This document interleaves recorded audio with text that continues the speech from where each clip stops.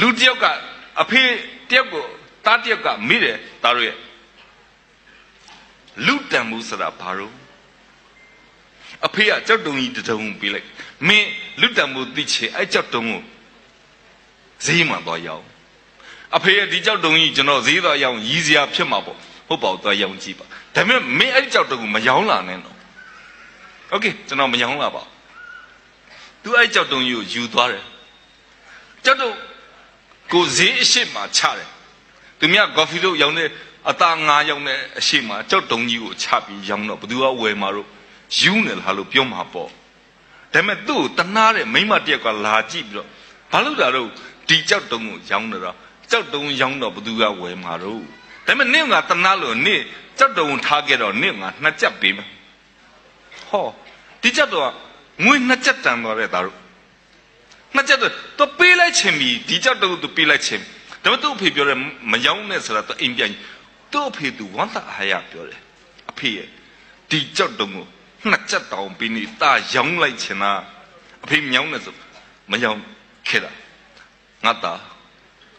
မင်းနောက်တဲ့နေရာသွားကြည့်ပါအပေါင်းဆိုင်ကိုသွားကြည့်ပါဒီကြောက်တုံကိုကျွန်တော်တပေါက်မယ်ဆိုအဖေကယူကျွန်တော်ယူနေတယ်ပြောဟုတ်ပေါ့တိုက်မင်းကြောက်တုံအပေါင်းဆိုင်ယူသွားပါအပေါင်းဆိုင်မှာသွားပြတော့အပေါင်းခံတဲ့လူကချိပြောဒီကြောက်တုံကတော့ငါတော့သိနာမလို့ဒါပေမဲ့မင်းလာပေါင်းနေဆိုရဒီကြောက်တုံကတခုခုတမိုးရှိလို့ပဲမင်းငါပတ်စံ2000ပြီးမယ်ဒီကြောက်တုံထားတိုင်းနဲ့သူပြန်ယူလာတယ်အဖေဒီကြောက်တုံ2000တန်နေပြီဒါပေမဲ့အဖေပြောလို့ကျွန်တော်ပြန်ယူခဲ့ငါတာရဲ့တိတ်တော့မလို့ပါဒီကြောက်တုံကိုပဲမင်းရှင်းအောင်ပြတဲ့ကိုယူသွားပါ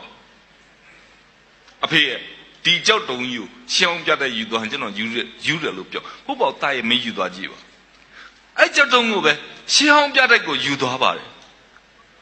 ယူသွားတဲ့အခါမင်းဒီကြောက်တုံကိုထားခဲ့မယ်ဆိုငွေ2000ပေးမယ်အမပြီးတော့အိမ်ပြန်ပြီးတဲ့အဖေရှင်းအောင်ပြတဲ့ကတော့ဒီကြောက်တုံကိုဘာမှမဟုတ်တဲ့ကြောက်တုံတစ်ခုကိုငွေ2000ပေးနေပြီကျွန်တော်ထားခဲ့ကြလိုက်တာအဖေရဲ့ဟုတ်ပါတာရဲ့မင်းနောက်တနေရာစီသွားကြည့်ပါဘယ်နေရာသွားမှာလို့ယတနာကျွမ်းကျင်တဲ့လူတွေစီသွားကြည့်ပါယတနာကျွမ်းကျင်တဲ့လူတွေစီသွားကြည့်တဲ့အခါ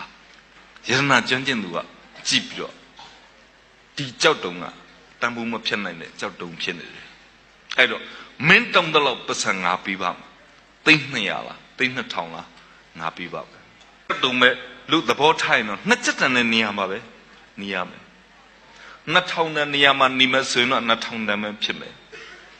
2000တန်နေရာမှာနေရင်တော့2000တန်ပဲဖြစ်မယ်ဒါပေမဲ့ကိုကတန်မိုးမဖြတ်နိုင်တဲ့ကိုယရနာပစ္စည်းလို့သဘောထားပါခုနကျွန်တော်ပြောပြီးသားပါပဲတာတို့သမီးတို့ကိုလည်းတန်မိုးရှိတဲ့ကြောက်တုံအနေနဲ့နေမှကိုရန်လဲတန်မိုးရှိကြမှာပေါ့ဆိုပါတော့ကြောင်းပြည့်တဲ့လူနဲ့နေမှဆိုရင်ကြောင်းပြည့်ကြမှာပေါ့ဟုတ်ပြီစာတော်တဲ့လူနားမနေရောစာတော်ကြမှာပေါ့တေးကြတာပေါ့လူတိုင်းကတန်မိုးရှိတဲ့ကြောက်တုံအနေနဲ့ပဲနေပါလမ်းခင်းတဲ့ကြောက်တုံအနေနဲ့မနေကြပါနဲ့ဒီထဲမှာကြောင်းပြည့်တဲ့အနားမှာနောက်ပြီးတော့ကျွန်တော်ဟောပြောခြင်းကိုနားထောင်ပြီးတော့နောက်ဆက်ပြီးတော့မနေကြပါနဲ့ဘာလို့လဲကိုယရနာပစ္စည်းလို့သဘောထားပါကျွန်တော်ပြောပြီးသားပါကျွန်တော်10တန်းအောင်ခဲ့တဲ့ကောင်မဟုတ်ပါဘူးကျွန်တော်10တန်းထိပဲကျောင်းနေခဲ့ပါတယ်အင်မတန်ဆိုးပိတ်ခဲ့တဲ့လူတစ်ယောက်ဖြစ်ပါတယ်ကျွန်တော်သာလမ်းခင်းတဲ့နားမှာပဲနေမယ်ဆိုရင်ကျွန်တော်အခုချိန်မှာလမ်းခင်းကြောက်ပဲဖြစ်မှာပေါ့ဘလို့လို့ယရနာပစ္စည်းဖြစ်မှာတော့ကျွန်တော်ကိုဖာတာကိုရှာပါယရနာပစ္စည်းတွေနားမှာနေပါတယ်ဒါကြောင့်ကျွန်တော်အခုလိုစကားပြောခွင့်ရတဲ့ယရနာပစ္စည်းတစ်ခုဖြစ်လာပါတယ်